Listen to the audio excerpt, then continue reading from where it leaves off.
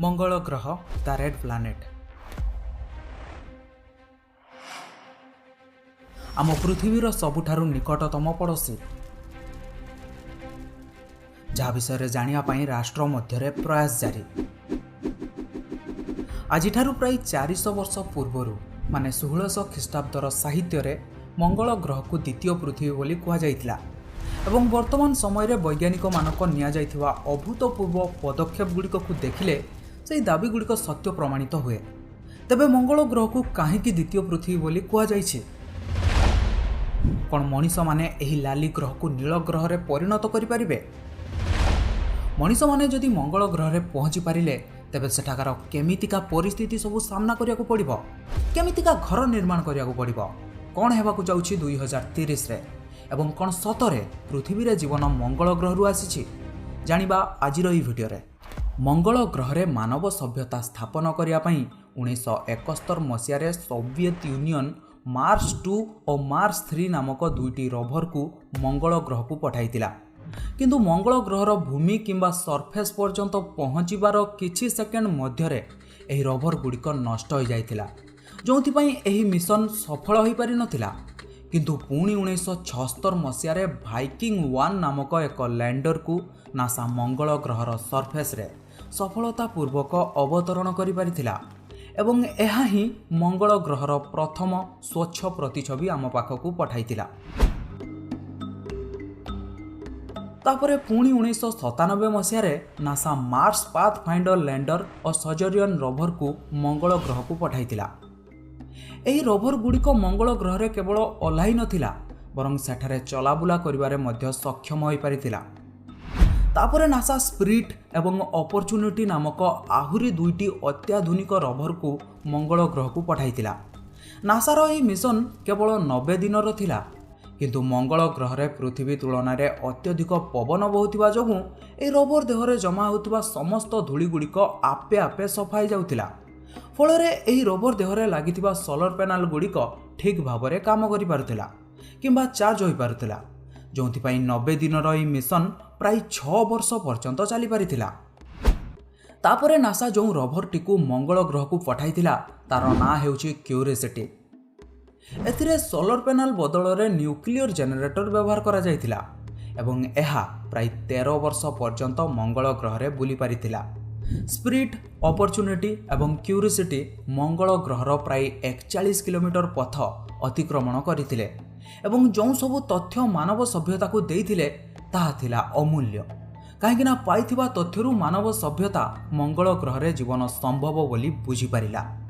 तेबे मनीष मानक पई मंगल ग्रह रे रहिबा असंभव तो नुहे, किंतु एते सहज भी नुहे, कहीं मंगल ग्रह को गोटे विचित्र मरुभूमि बोली कुआ जाए। एठारे पानी तो अच्छी किंतु ताहा नॉर्थ पोल एवं साउथ पोल मझिरे बरफ आकार रे जमा ही रही। मंगल ग्रहर हाराहारी तापमात्रा -55 डिग्री सेल्सियस, मंगल ग्रहर निम्नतम तापमात्रा -153 डिग्री सेल्सियस एवं मंगल ग्रहर उच्चतम तापमात्रा केवल 20 डिग्री सेल्सियस। मंगल ग्रहर पवन रे आमे निश्वास नहीं पारिबानी, कहीं यार एटमॉस्फेयर रे केवल 0.21% ऑक्सीजन रही, जहाँ पृथ्वी तुलन में बहुत कम। किंतु हाँ, मंगल ग्रह रे एक प्रकार आयन रही जो केवल गोटे क्लोरीन एटम एवं 4टी ऑक्सीजन रो एटम मिलता है। वैज्ञानिक मानक अनुसार यही ऑक्सीजन रो एटम को अलग करा जाई परिबो एवं ताकू प्रयोग रे निया जाई परिबो। मंगल ग्रह रे रेडिएशन रो मध्य विपद रही, कहीं मंगल ग्रह रे आम पृथ्वी परिका मैग्नेटिक फील्ड नाही। जदि कौनसी व्यक्ति मंगल ग्रह रे अधिक समय रुहे तेबे ताकू कैंसर भली रोग हेबार संभावना बढ़ी जाए। तेबे मंगल ग्रह रे रेडिएशन रु बचिबा पई आमे एक प्रकार कवच तैयारी करी रही परिबा, जहाँ आजिर 3D प्रिंटिंग जरिया संभव हो पारिबो बोली वैज्ञानिक मानक विश्वास रही। मंगल ग्रह रु जीवन आम पृथ्वी को आसीछि, यह एक विवादीय विषय, किंतु संभावना को केबे हेले मिछ साब्यस्त करिहबो नाही, कहीं आम यही पृथ्वी रे एमिति किछि खंड मध्य पाइछु जहाँ मंगल ग्रहर हो पारे। वैज्ञानिक मानक अनुसार करोड़ करोड़ वर्ष पूर्वर मंगल ग्रह रे जीवन संभव हो पारिथिला, किंतु धीरे धीरे क्लाइमेट चेंज हेबा सहित मंगल ग्रह रे जीवन मध्य समाप्त हो गला। एक थियोरी अनुसार प्राय 4 बिलियन वर्ष पूर्वर ପ୍ଲୁଟୋ ଆକୃତିର କୌଣସି ଅଜଣା ଗ୍ରହ ବା ଉପଗ୍ରହ ମଙ୍ଗଳ ଗ୍ରହ ସହିତ ଧକ୍କା ହୋଇଥିଲା, ଯେଉଁଥିପାଇଁ ମଙ୍ଗଳ ଗ୍ରହର ମ୍ୟାଗ୍ନେଟିକ୍ ସ୍ପିୟର ଭାରି ମାତ୍ରାରେ କ୍ଷତିଗ୍ରସ୍ତ ହୋଇଥିଲା। ଏଥିପାଇଁ ସୂର୍ଯ୍ୟର ଅତିବାଇଗଣୀ ରଶ୍ମି ବା ରେଡିଏସନ୍ ମଙ୍ଗଳ ଗ୍ରହର ଆଟମସ୍ଫିୟରରେ ପଶି ଆସିଥିଲା ଏବଂ ମଙ୍ଗଳ ଗ୍ରହରେ ଜୀବନ ସମାପ୍ତ ହେବାର କାରଣ ପାଲଟିଥିଲା। ମ୍ୟାଗ୍ନେଟିକ୍ ସ୍ପିୟର ନଥିବା ଯୋଗୁଁ ଏହାର ଆଟମସ୍ଫିୟର ଓ ଇକୋସିଷ୍ଟମ ଅନ୍ତରୀକ୍ଷକୁ ଉଡ଼ି ଯାଇଥିଲା। ଆଜିର ଦିନରେ କିଛି ସରକାରୀ ଓ ବେସରକାରୀ ସଂସ୍ଥା ମଙ୍ଗଳ ଗ୍ରହକୁ ଯିବା ପାଇଁ ଯୋଜନା କରୁଅଛନ୍ତି। ସେଥିମଧ୍ୟରୁ ନାସା ଏବଂ ସ୍ପେସ୍ ଏକ୍ସ ଅନ୍ୟତମ।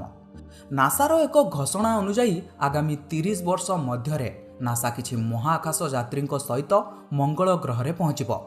ଏହି ଘୋଷଣା ଶୁଣିବା ପରେ ଇଲନ୍ ମସ୍କ ଏମିତି ଏକ ଘୋଷଣା କରିଥିଲେ ଯାହା ସମସ୍ତଙ୍କ ଦୃଷ୍ଟି ଆକର୍ଷଣର କେନ୍ଦ୍ରବିନ୍ଦୁ ପାଲଟିଥିଲା।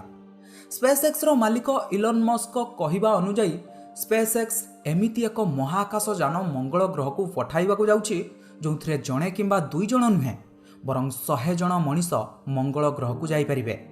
ଏହି ମହାକାଶ ଯାନ ନିର୍ମାଣ କାର୍ଯ୍ୟ ଏବେ ଦ୍ରୁତ ଗତିରେ ଚାଲିଛି। ଏହି ଘୋଷଣା ଅନୁଯାୟୀ ମାନବ ସଭ୍ୟତା 2030 ପର୍ଯ୍ୟନ୍ତ ମଙ୍ଗଳ ଗ୍ରହରେ ପାଦ ଦେବାକୁ ଯାଉଛି। ଏହି ମିଶନ ଅନୁଯାୟୀ ଯେଉଁ ମଣିଷମାନେ ମଙ୍ଗଳ ଗ୍ରହକୁ ଯିବେ ସେମାନେ ମଙ୍ଗଳ ଗ୍ରହରେ କିଛି ଦିନ ବୁଲାବୁଲି କରି ପୃଥିବୀକୁ ଫେରି ଆସିବେ ନାହିଁ, ବରଂ ସେଠାରେ ରହି ଲକ୍ଷ ଲକ୍ଷ ଲୋକମାନଙ୍କ ରହିବା ଉପଯୋଗୀ ଘର ତିଆରି କରିବାରେ ସାହାଯ୍ୟ କରିବେ।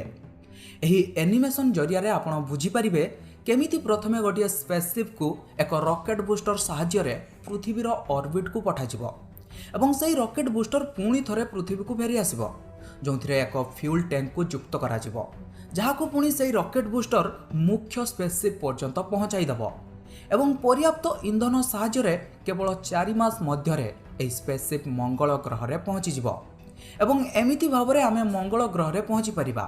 ଏହି ମିଶନ ସଫଳ ହେବାର ଚାନ୍ସେସ୍ ବହୁତ ଅଧିକ ରହିଛି। ଯଦି ଏହା ସଫଳ ହୁଏ ତେବେ ମଙ୍ଗଳ ଗ୍ରହରେ ମାନବ ସଭ୍ୟତା ସ୍ଥାପନ ହୋଇପାରିବ ଏବଂ ମଙ୍ଗଳ ଗ୍ରହରେ ଯଦି କେବେ ଜୀବନ ସମ୍ଭବ ହୋଇପାରିଥିଲା ତେବେ ଏହାର ପ୍ରମାଣ ମଧ୍ୟ ଆମକୁ ମିଳିପାରିବ। ତେବେ ଏଥିପ୍ରତି ଆପଣଙ୍କର ମତାମତ କ'ଣ ରହିଛି ମୋତେ କମେଣ୍ଟରେ ନିଶ୍ଚୟ ଜଣାଇବେ। ମଙ୍ଗଳ ଗ୍ରହ ବିଷୟରେ ଆହୁରି ଅଧିକ ଜାଣିବା ପାଇଁ କିମ୍ବା ଏମିତି ଆହୁରି ଇଣ୍ଟରେଷ୍ଟିଂ ଭିଡ଼ିଓ ଦେଖିବା ପାଇଁ ଏହି ଚ୍ୟାନେଲକୁ ଏବେ ହିଁ ସବସ୍କ୍ରାଇବ୍ କରନ୍ତୁ ଏବଂ ପାଖରେ ଆସୁଥିବା ଅଲ୍ ନୋଟିଫିକେସନକୁ ମଧ୍ୟ ଅନ୍ କରିଦିଅନ୍ତୁ। ଦେଖା ହେବ ଆଉ ଗୋଟେ ବହୁତ ଇଣ୍ଟରେଷ୍ଟିଂ ଭିଡ଼ିଓରେ। ସେତେ ପର୍ଯ୍ୟନ୍ତ till then have a great day. Bye.